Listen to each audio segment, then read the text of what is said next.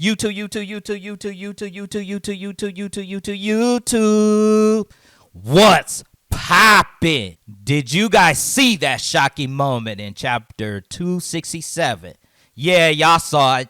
Yeah, that's right. Nobara is back, and she's not playing around. Now, who would have thought we'd see her fierce attitude return like this? I wonder, did y'all expect to see her back? Because we're going to get into this dope moment. Also, I'm going to break down Yuta's abilities because there is a lot to unpack in this chapter. Now, how the chapter begins is with Yuta and Gojo discussing their plans against Sukuna. Now, Yuta is in Gojo's body, and Gojo is in Yuta's body. And Yuta asks Gojo to give him the final Sukuna finger so that he can make Rika eat it and copy Sukuna's shrine. But Gojo declines Yuta's request, and Yuta is saying that Gojo's not taking it seriously, and Gojo said he actually is being serious because even though Sukuna's final finger will fulfill the requirements for Yuta's copy, it is not enough to analyze the shrine curse technique information. Yuta then agrees to that because even with cursed speech, he still needed Unamaki's input on how exactly to use it.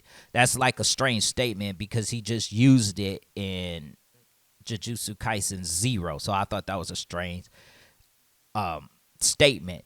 Also, this explains why Cleave was not strong enough to damage Sukuna when Yuta used his domain expansion. Gojo doesn't want to lose the connection they have to Sukuna, saying that it is a gamble like Hikari would do. Satoru gives Yuta another option on what he can do to get Sukuna's shrine technique.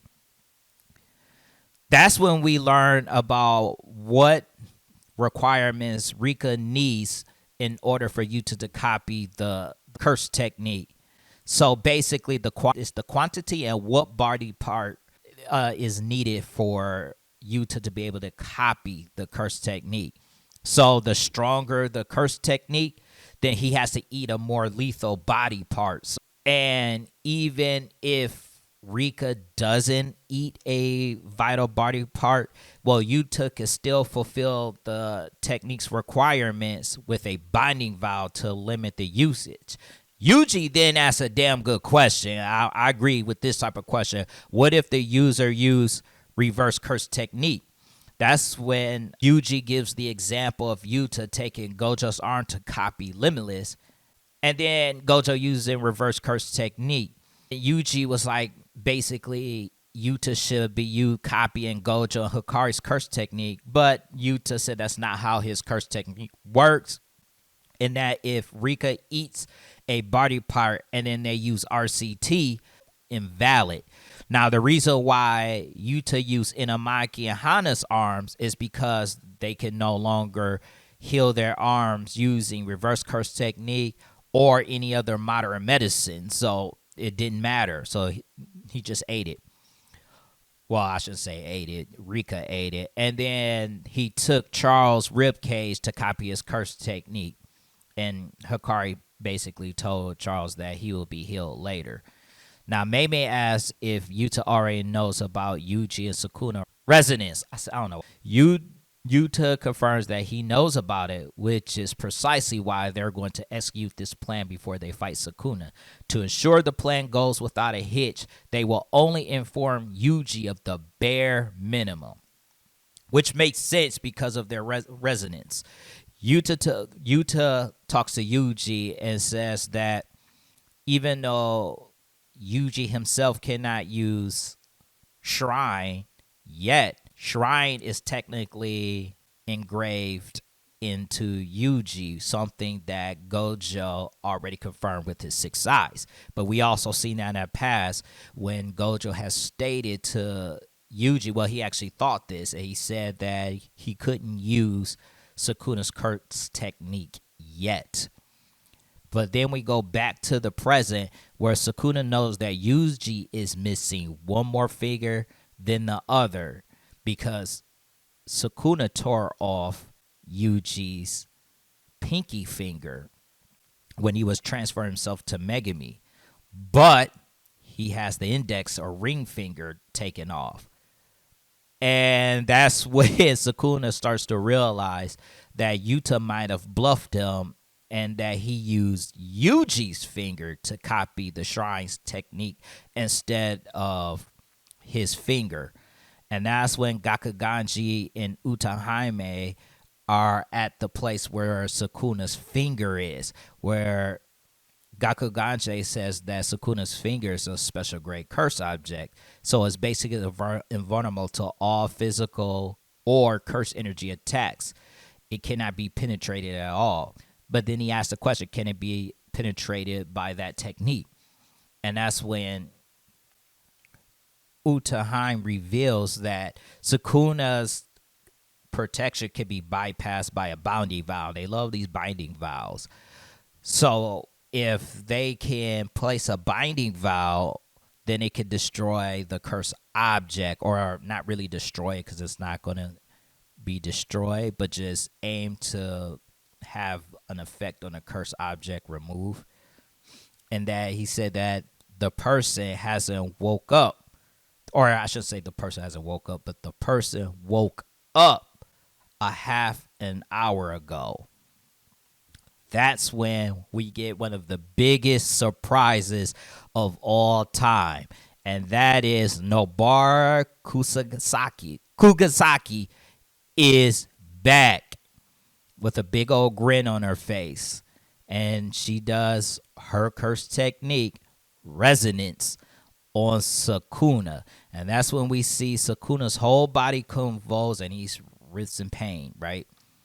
He writhes in pain as he is hit by Nobara Resonance. Sukuna realizes that Nobara curse technique and he starts to freak out. But let's take a moment to explore Nobara's character development throughout this series, because her return is amazing. From the beginning, she was a strong and independent fighter, but we saw her journey has shaped her in so many ways. And we also saw that her relationship with Yuji and Megumi have added depth to her character. So, showing us that she's not just a warrior, but also a loyal friend. So her return in chapter 267 isn't just a plot twist. I know some people say, well, this is a butt pull, but this isn't like that. It really is crucial to the story. And honestly, it was so much foreshadowing because her death was always vague. Like every time Yuji asked a question about Nobara, they never really would tell Yuji what was going on with her. So they actually did a good job on that. And the implication of her comeback has resonated deeply, I think, with all of us. Because we as fans of Jujutsu, we never thought that this was going to happen. But even so, Sukuna's getting that work. He's close to death because he's like, basically he realizes that he's in a really bad situation right now. He can't open his domain. He lost the battle. He's injured, and Yuji's sure hit effect will eventually take effect, which it eventually does, because we see that Yuji is in tears because he realized that Nobara is alive, which is funny. And that's when Yuji ends up unleashing his soul dismantle because Sukuna is weakened. He's not giving Sukuna any time to breathe. Then Yuji knees Sukuna in the face and punches hard, but Sukuna throws up even more, and then he starts really beating. After throwing up, he beats the living shit out of Yuji, because he's basically act like he's Asta by saying I'm not done yet, which is funny. And also Sukuna actually does believe that Yuji is at his limit because he's not healing his injuries anymore. And we know that domain expansions drains a lot of your curse techniques. So actually doing that is always a risk. So he believes it's over for Yuji. until Yuji hits him with his divergent fist. Now we should know that Sukuna should have known that Yuji has divergent fist, but because he's fighting with anger and he's not fighting with how he normally fights, his calculated self, he didn't recognize that Yuji used divergent fists. And then as he gathers all the curse energy he could, and Yuji's like, let's put an end to this ever cycling curse. Sukuna, you know what he hit him with. The Black Flash. He ends up hitting that boy was another Black Flash. This dude hit this dude with so many Black Flash. And that's how the chapters end. I want to know what you think in the comments section. Are you guys excited that Nobara is back and plays some role in the defeat of Sukuna? I want to really hear your thoughts. And I'll catch you guys on the next one. Peace out, y'all.